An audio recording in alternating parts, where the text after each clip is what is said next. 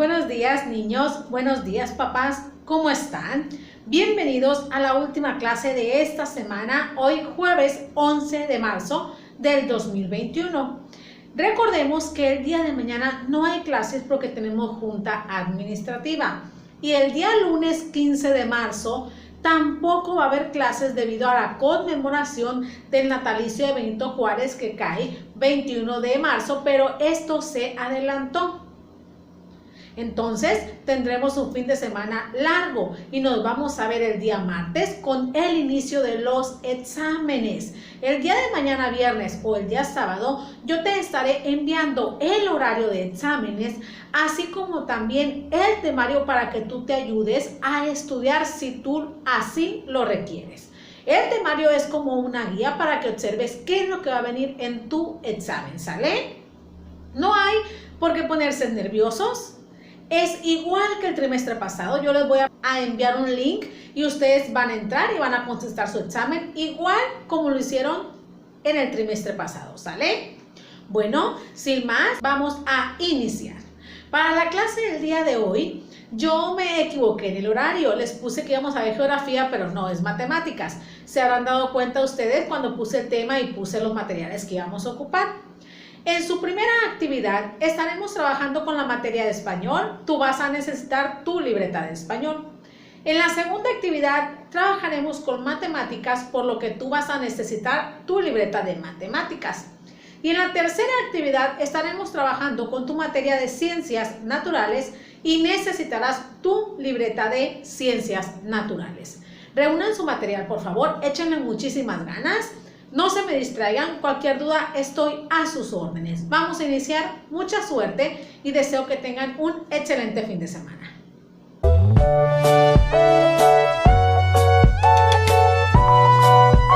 Para esta primera actividad estaremos trabajando con tu materia de español con el tema el poema. El objetivo de la clase es que tú identifiques cómo debe estar escrito el poema, así como también los sentidos que desarrolla este poema. Antes de iniciar la clase quisiera realizarte algunas preguntas. ¿Has leído algún poema? ¿Cuál te ha gustado más? ¿Cómo debe estar escrito el poema? Bien, hay que poner atención. Los poemas son textos literarios en el cual el autor, o sea, la persona que lo escribe, va a expresar sus sentimientos y emociones, ya sea tristeza, alegría, miedo, ira, etc. También el autor puede plasmar diferentes temas, por ejemplo, de amor, de dolor, de angustia, felicidad, etc. A través de estos poemas, el autor trata de expresar lo que siente. Nosotros los lectores, con solo leerlo, podemos darnos cuenta de qué trata ese poema, de qué sentimiento está tratando ese poema. El poema desarrolla dos sentidos, el sentido literal y el sentido figurado, pero ¿qué diferencia hay entre uno y otro? Yo se los voy a decir. El sentido literal es el lenguaje que nosotros utilizamos día a día, es el lenguaje real. No hay un significado doble, o sea que le demos doble sentido, no es creativo, no es fantasía. El lenguaje literal es el que nosotros utilizamos para conversar en el día a día. Por ejemplo, un verso en sentido literal sería: el cielo azul, el cielo está nublado. ¿Por qué? Porque esto es un significado exacto del lenguaje. Es un significado que lo entendemos cuando lo escuchamos, no necesitamos darle doble sentido. A diferencia de este, el sentido figurado es un lenguaje en doble sentido. Es un lenguaje que utiliza la fantasía, es un lenguaje creativo y que siempre va a ser un lenguaje distinto a las palabras. Por ejemplo, tenemos aquí: el viento hace danzar las flores en el campo. Las flores no danzan, ¿verdad? Pero con eso nosotros caemos en cuenta que a lo mejor el viento hace que las flores lancen sus pétalos. Ese es el lenguaje figurado, que nosotros le estamos dando otro sentido a este verso, que nosotros estamos buscando el doble sentido, un lenguaje creativo. Esa es la diferencia entre sentido literal y sentido figurado, que uno es el lenguaje que nosotros utilizamos diario y otro es un lenguaje en doble sentido, un lenguaje creativo donde nos expresan versos que nosotros tenemos que buscarle el significado. Un poema debe estar estructurado también de manera específica. ¿Cuáles son los elementos que debe tener ese poema? Yo se los voy a explicar. Tenemos versos, estrofas y rimas. ¿Qué significa cada uno de estos? Bueno, los versos son los renglones de los poemas y estos versos están construidos por rimas. Estos versos están construidos por oraciones. Quiere decir que el renglón significa que es un verso, ¿sale? Y también estos pueden ser frases cortas. Por ejemplo, ¿cuántos versos tiene este poema? ¿Cuántos renglones tiene este poema? Vamos a ver. 8, porque tiene 8 renglones. No significa que todos los poemas van a tener 8 versos. Algunos tienen 12, 16, etc. ¿Por qué? Porque va a depender de qué tan amplio sea el poema. Después vienen las estrofas. ¿Qué son las estrofas?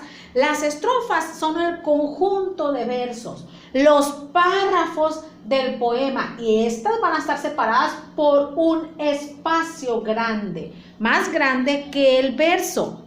Entonces, niños, ¿cuántas estrofas tiene este poema? ¿Cuántos párrafos tiene este poema? A ver, 1, 2. Quiere decir que este poema tiene 2 estrofas. Hay algunos poemas que tienen 3, 4 o 5. Y finalmente tenemos las rimas. ¿Qué son las rimas? Es cuando 2 palabras terminan con el mismo sonido. Es cuando 2 palabras tienen la misma musicalidad al final. Y tenemos 2 tipos de rimas, las asonantes y las consonantes. Las asonantes se llaman así porque solamente la última letra, ya sea vocal o consonante, termina igual. Por ejemplo, aquí tenemos esta. Cabeza y bella solamente terminan en la misma vocal, que es la A, por lo tanto es asonante. Aquí tenemos otro ejemplo. Arman y camión terminan con N, por lo tanto tienen rima asonante. ¿Por qué? Porque solamente la última letra es la que rima, nada más. Esa es la característica de las rimas asonantes. Ahora, ¿cuál es la característica de la rima consonante? Esta es que las palabras terminan igual de 2, 3, 4 letras y más. Por ejemplo, esperanza y estanza. Si se fijan, tienen 4 letras al final que riman. Estas pueden ser vocales o consonantes, pero tienen que ser de 2 a más. Por eso se le llaman consonantes. Y tenemos otro ejemplo. Hermosa y preciosa. Terminan 3 letras y 3 letras. Esta es la diferencia entre rima asonante y consonante. Que la asonante solamente rima la última letra y la consonante riman de 2 a 3 a 4 o más letras. Hasta ahí vamos bien con los poemas. Ok, fíjense bien. Aquí yo tengo este poema que les dije. Vamos a localizar las rimas. Recuerden que las rimas vienen al final de cada verso. No vienen al inicio, siempre vienen al final. Por ejemplo, vamos a ver qué palabra está al final. Frío. ¿Frío tiene alguna rima de estos 4 versos? No, ¿verdad? Ahora, salir. ¿Salir tiene alguna rima de estos 2 versos? Sí, ¿verdad? Salir y dormir. Ahí está. Nubes no tiene ninguna rima, por lo tanto no la vamos a subrayar. Ahora, pide. ¿Piden rima con alguna de estas 3 que están al final? No, ¿verdad? Solar va a rimar con cantar. Caricia, ¿rima con alguna de estas que está al final? No, ¿verdad? Entonces, ¿cuántas rimas tiene este verso? Tiene 4 rimas porque esta y esta no terminan igual, por lo tanto no van a rimar con ninguna otra. Si se fijan, no necesariamente todas van a ser rimas, solamente las que terminen con el mismo sonido o con la misma letra. ¿Sale? Como se dieron cuenta, niños, el poema debe tener una estructura específica para que esté bien estructurado. Y a partir de este poema nosotros podemos expresar emociones, sentimientos o algún tema. Realizar un poema no es difícil, solamente es redactarlo con los elementos que deben de ser y que expreses lo que estás sintiendo o algún tema que te interese. ¿Sale, niños? Bien, este fue el tema, el poema. Espero esta explicación que te acabo de dar te sirva para que realices la siguiente actividad. Pongan atención. Para iniciar esta actividad te ubicarás en tu libreta de español, colocarás el título, las instrucciones, la fecha y tu nombre. Posteriormente vas a escribir el poema en tu cuaderno. Lo vas a leer y vas a contestar las siguientes preguntas. Número 1, ¿de qué habla el poema? Número 2, ¿cuántos versos tiene? Número 3, ¿cuántas estrofas tiene? Número 4, subraya con rojo las rimas. Número 5, ¿las rimas que subrayaste son asonantes o consonantes? Tómate el tiempo que tú requieras para realizar esta actividad. Una vez que la termines, nos pasaremos a la actividad número 2.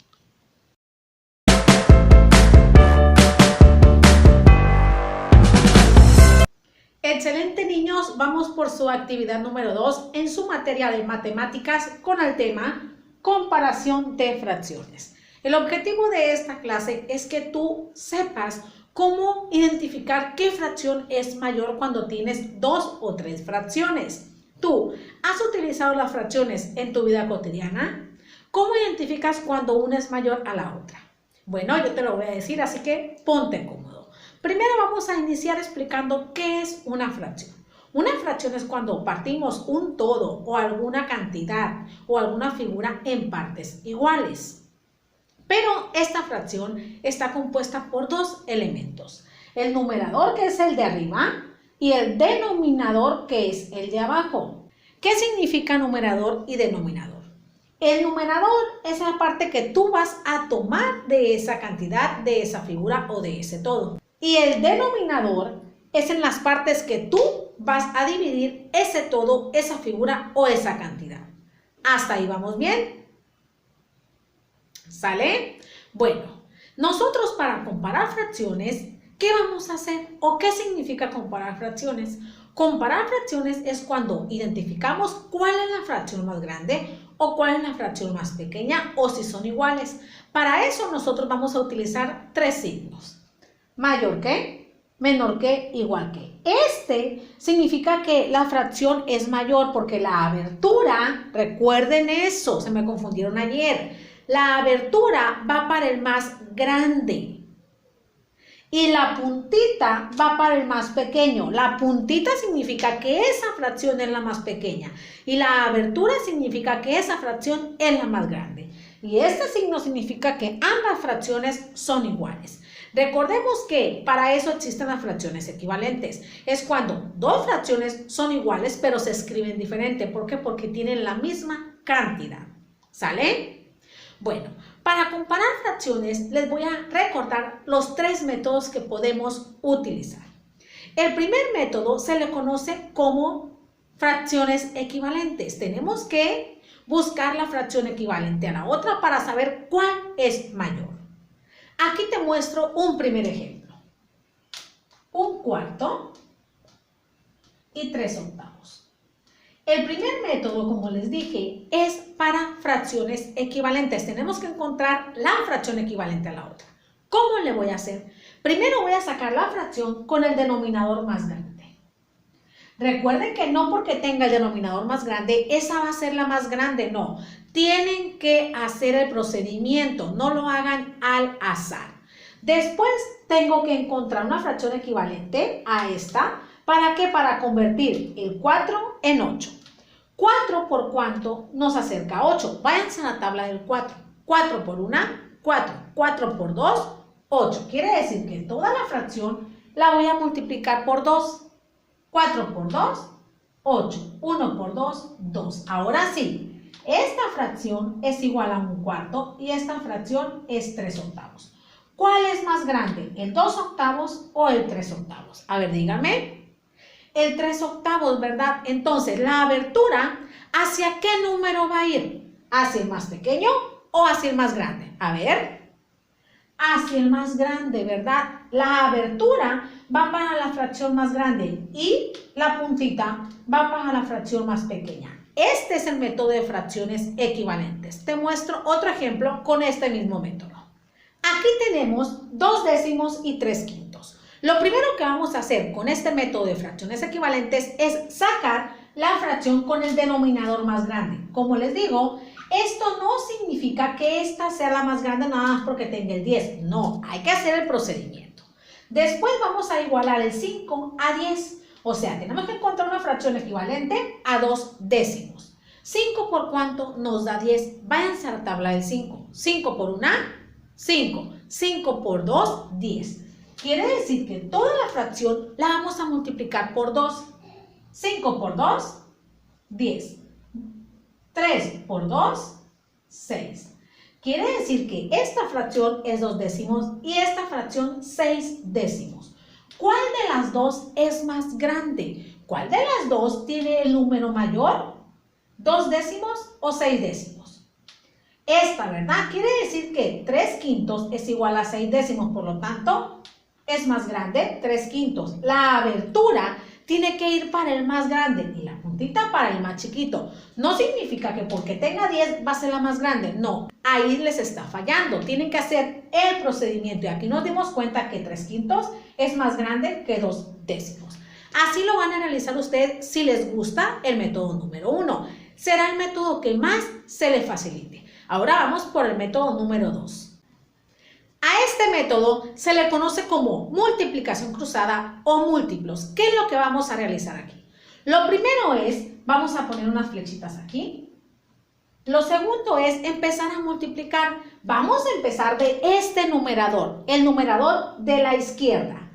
3 por 10, ¿cuánto es?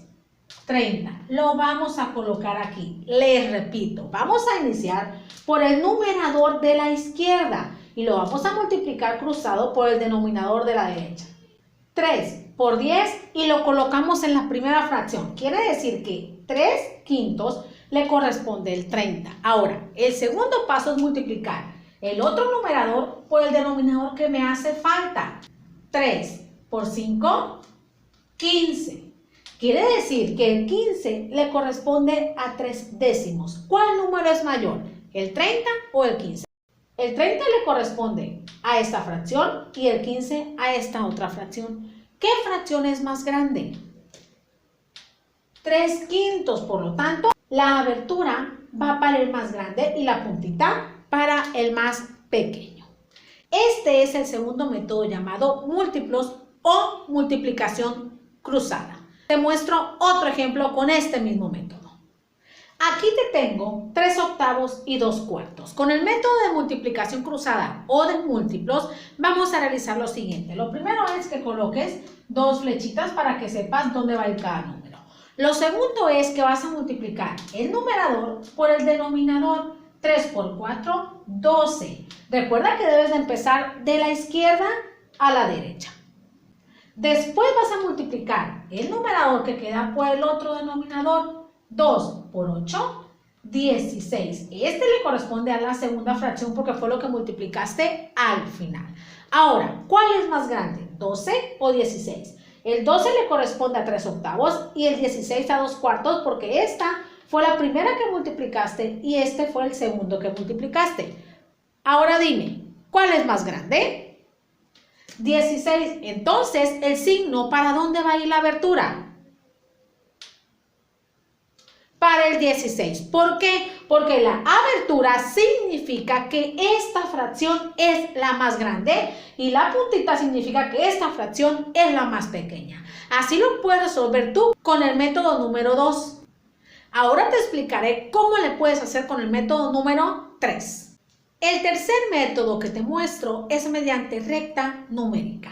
Así lo vas a poder realizar. Yo aquí te puse estas dos fracciones, 2 tercios y 3 quintos. La fracción que quede más cerca del 0 es la más pequeña y la que quede más alejada del 0 es la más grande. Te repito, la que queda más cerca del 0 es la más pequeña y la que está más alejada del 0 es la más grande. Vamos a localizar con diferentes colores cada una de las fracciones. Vamos a localizar 2 tercios, quiere decir que la recta la vamos a partir en 3 partes iguales. Vamos a iniciar a partir. Tienen que ser en partes iguales, si no les saldrá mal. Ahora vamos a localizar 2 tercios. 1, 2. Borramos la otra línea para no confundirnos. Ahora vamos a localizar la segunda fracción que dice 3/5. Vamos a partir en 5 partes iguales la recta porque dice quintos. A ver, con otro color.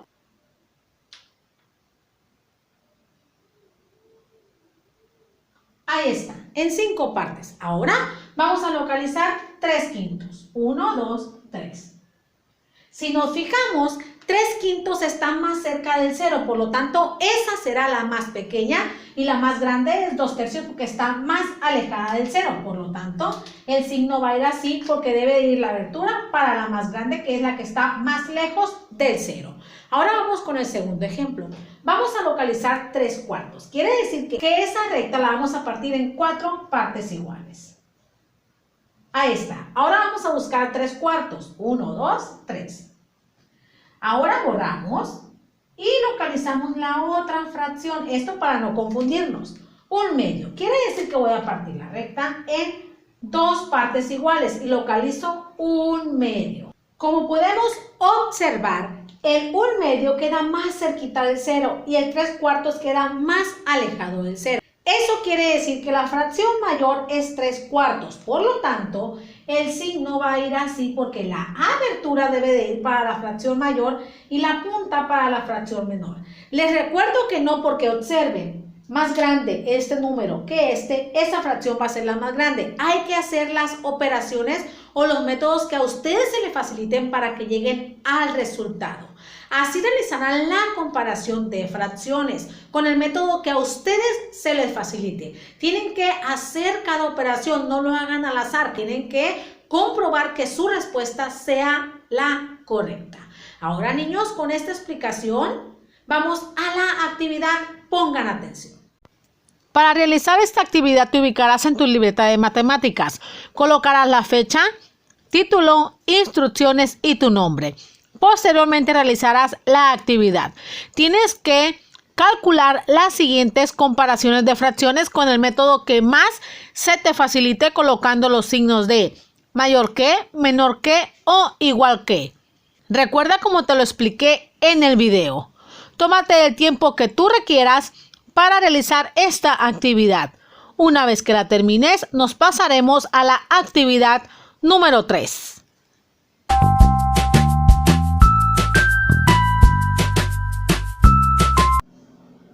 Bien, niños, vamos por su actividad número 3 en su materia de ciencias naturales con el tema energía eléctrica y circuito eléctrico. El objetivo de la clase es que tú identifiques cómo se lleva a cabo el circuito eléctrico y por qué es tan necesario en nuestra vida diaria. Antes de iniciar la clase, te realizaré algunas preguntas. ¿Para qué sirve un circuito eléctrico? ¿Cómo se lleva a cabo? ¿Es necesario en nuestra vida diaria? ¿Qué tan necesaria es la energía eléctrica en tu vida cotidiana? Muy bien, vamos a iniciar. Hay que poner mucha atención, no se me distraigan. La energía eléctrica la podemos encontrar en todos lados, en el universo, en la materia, etc. Esta está compuesta por átomos. Los átomos son los que producen esa energía eléctrica, ya que los átomos atraen cargas positivas y cargas negativas. Por eso, es normal que tú observes la energía eléctrica a tu alrededor, por ejemplo, en algunos fenómenos naturales como un rayo, así como también en tu cuerpo, tanto en el interior como en el exterior, es normal que tú observes la energía eléctrica. E incluso las neuronas mandan señales debido a la energía eléctrica hacia el cuerpo y hacia el cerebro, y esto produce algunos de los procesos esenciales, por ejemplo, la memoria, la percepción, entre otros. La energía eléctrica se ha convertido en una de las principales fuentes de energía y nosotros la necesitamos en nuestra vida diaria, en nuestra vida cotidiana, para vivir día a día. ¿Por qué? Porque de esa depende que funcionen varios aparatos que nosotros tenemos en nuestro hogar. Por ejemplo, la licuadora, la televisión, los focos, el aire acondicionado, el abanico, entre otros aparatos. Aunque también hay aparatos que no necesitan de la energía eléctrica, como una carriola, un moledor manual, un trompo, un yoyo, un papalote, etc. Pero la mayoría de los aparatos que tenemos en casa necesitan de una energía eléctrica, de un circuito eléctrico para que funcionen. Sin este no tendríamos energía eléctrica en nuestros hogares ni en el mundo. Pero ustedes se preguntarán, ¿qué es el circuito eléctrico? ¿Para qué sirve ese circuito eléctrico? Bueno, yo se los voy a decir. Un circuito eléctrico es un conjunto de elementos que van conectados y es donde circula la energía eléctrica. Este circuito eléctrico es fundamental para que la energía eléctrica esté o llegue a tus hogares. Si este circuito eléctrico se daña, no puede haber energía eléctrica en tu vida cotidiana. Los componentes unidos de manera correcta de este circuito eléctrico permiten que surja la energía eléctrica y que esta energía eléctrica llegue a los aparatos. Pero el circuito eléctrico debe de tener 4 elementos fundamentales para que sea correcto. El primero es la fuente de energía, el segundo es el conductor de energía, el receptor de energía y el interruptor. Ustedes recordarán que ayer se los expliqué, pues hoy se los vuelvo a recordar. ¿Qué significa fuente de energía? Este es el que nos va a proporcionar la energía, es donde la energía se va a crear, se va a elaborar la energía a partir de la fuente de energía. Aquí nosotros tenemos a las baterías y a las plantas generadoras. Esas plantas generadoras que les menciono son las que proporcionan energía a toda la ciudad. Si ustedes han visto alguna planta de energía eléctrica, esa planta es la que nos proporciona la energía. Eso es la fuente de energía. Posteriormente también el circuito eléctrico necesita de un conductor de energía.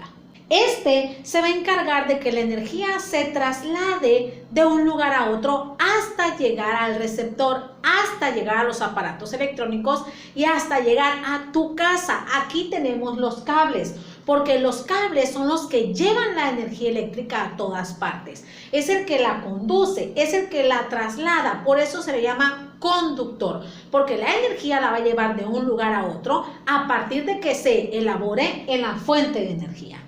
Posteriormente viene el receptor. El receptor es el que recibe la energía, ya sea algún aparato electrónico en tu casa, el foco, etc. El receptor es el que va a aceptar la energía eléctrica, ¿sale? Como les digo, puede ser un abanico, puede ser un foco, etc. Con esa energía eléctrica va a hacer que funcione. A partir de que la energía eléctrica llega al receptor, este realiza su función. Pero también nosotros tenemos un interruptor. ¿Qué significa interruptor? Este es el que va a permitir o no el paso de energía. Si nosotros lo aplastamos, lo presionamos, este interruptor va a hacer que la energía pase al aparato electrónico y este funcione. Pero si lo volvemos a presionar, este va a hacer que ya no pase la energía eléctrica. Por ejemplo, el interruptor del foco. Si ustedes lo presionan, el foco prende. Quiere decir que ahí sí dejó que pasara la energía eléctrica. Si lo vuelven a presionar, el foco se apaga. Eso significa que ahí ya no permitió que la luz eléctrica pasara. A eso se refiere con interruptor. ¿Por qué? Porque es el que va a permitir o no el paso de esa energía. Esos son los 4 elementos que se necesitan para que se lleve a cabo un circuito eléctrico. Si uno de estos 4 falla, el circuito eléctrico no se lleva a cabo, por lo tanto, la energía eléctrica no llegará a tu hogar, no llegará a los aparatos electrónicos y no van a funcionar. Pero en sí, ¿cómo se lleva a cabo el circuito eléctrico? Yo te lo voy a explicar mediante un dibujo. Primero, nosotros necesitamos de una fuente de energía, que es la que nos va a producir la energía. Aquí es la pila, pero también puede ser planta generadora. Después, esta fuente de energía va a producir la energía y esta va a viajar por el conductor. El conductor, recuerden que son los cables. Los cables son los conductores porque van a hacer que la energía pase de un lugar a otro. Después, cuando la energía pasa de un lugar a otro, va a llegar al receptor. Recuerden que el receptor es el que recibe la energía, ¿sale? Y aquí el receptor va a ser el foco, porque a partir de esa energía el foco va a funcionar. Ese es el receptor, el que va a recibir la energía y con esa energía funciona. Aquí tenemos el foco. Recuerden que la fuente de energía es la pila porque es donde se elabora la energía eléctrica, donde se produce. Aquí también tenemos un interruptor. ¿Por qué dijimos que se llamaba interruptor? Porque si nosotros lo presionamos, va a dejar que esta energía pase al foco, llegue al aparato electrónico. Pero si nosotros lo volvemos a presionar, este corta la energía y no permite que llegue al receptor. Por lo tanto, el interruptor tiene la responsabilidad de que la energía pase o no pase. Así se realiza el circuito eléctrico con estos 4 elementos. Como les decía, si uno de estos falla, el aparato electrónico o el receptor ya no recibe la luz eléctrica, por lo tanto no va a funcionar. En este circuito eléctrico, o para que la energía eléctrica llegue a tu hogar, nosotros tenemos materiales que permiten el paso de energía eléctrica y otros materiales que no permiten ese paso de energía eléctrica. A eso se le conoce como conductores y aislantes. ¿Qué significan conductores y aislantes? Ahí les va, pongan mucha atención.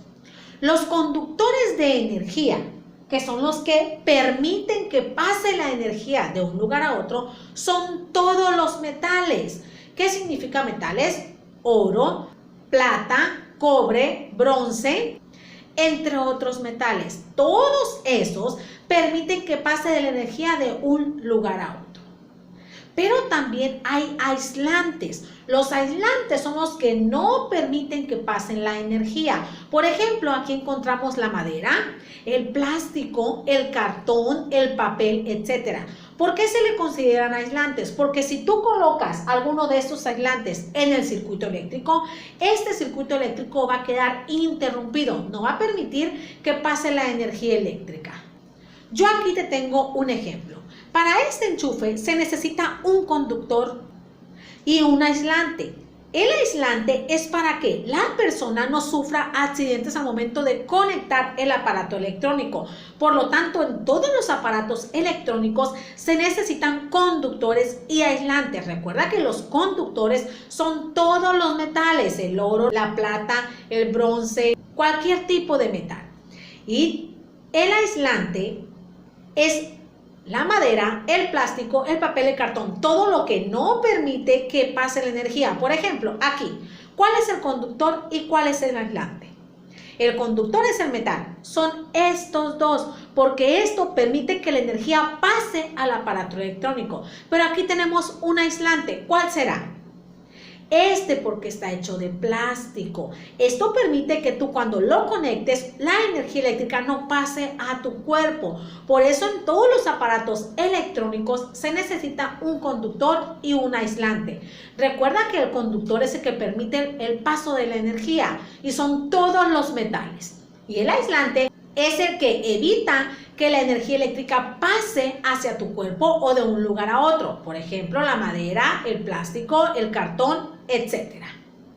Otro ejemplo sería que en ocasiones algunos aparatos electrónicos, los cables de cobre quedan de fuera.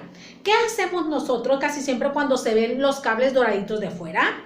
Le colocamos plástico, ¿verdad? O cinta negra. Esa cinta negra es la que hace que la energía eléctrica no pase a tu cuerpo. Por lo tanto, es considerada aislante. Recuerden que todo lo que permite el paso de la energía son los metales. Bronce, cobre, oro y plata y más metales. Y los aislantes son los que no permiten el paso de energía, por ejemplo, plástico, cartón, madera, etc. En ocasiones los electricistas usan guantes. Esos guantes permiten que ellos no sufran algunos accidentes, porque déjenme decirles que en muchas ocasiones nosotros sufrimos accidentes por tocar algunos cables que están de fuera.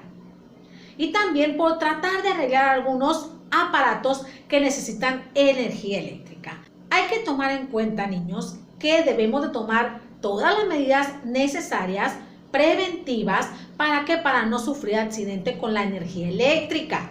Algunas de las medidas es que utilices protección, utilices guantes cuando vas a trabajar con algún aparato que tenga energía eléctrica, o no tratar de arreglar esos aparatos y llevárselos a un profesional. Otra medida es que no toques estos cables de los aparatos electrónicos cuando estés mojado, ¿sale? Como vemos, niños, la energía eléctrica llegó a nuestros hogares para cambiarnos la vida, ya que esta la necesitamos para realizar nuestras actividades cotidianas. ¿O te imaginas tú la vida sin energía eléctrica? ¿No, verdad? Sería muy difícil acostumbrarnos de nuevo a tener una vida sin energía eléctrica, por eso hay que cuidarla, ¿sale? Bien, niños, esta fue la explicación del tema energía eléctrica y circuito eléctrico. Ahora vamos a pasar a la actividad. Pongan atención. Para realizar esta actividad te ubicarás en tu libreta de ciencias naturales. Colocarás título, fecha, tu nombre y las instrucciones y posteriormente comenzarás a realizar tu actividad.